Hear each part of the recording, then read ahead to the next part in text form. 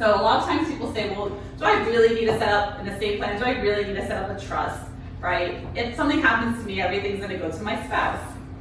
Well, what happens if something happens to you and your spouse at the same time, right? That's very possible. A lot of us who are married spend a lot of time with our significant other, so we could potentially pass at the same time, right? So just owning something jointly doesn't mean probate would be avoided, because in that situation, right, it has to go to the, your heir or your beneficiary.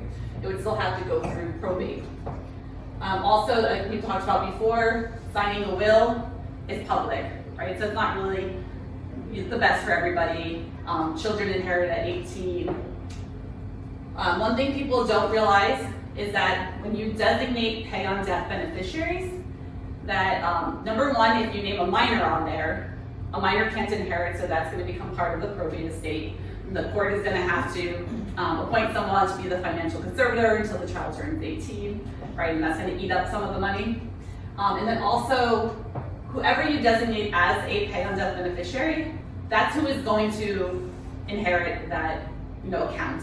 Doesn't matter if your will says or your trust says, I give all my money to this person. If all of your accounts say when I die, the beneficiary is this person, it's going to this person, right? So pay on death beneficiaries always trump what your will or your trust says.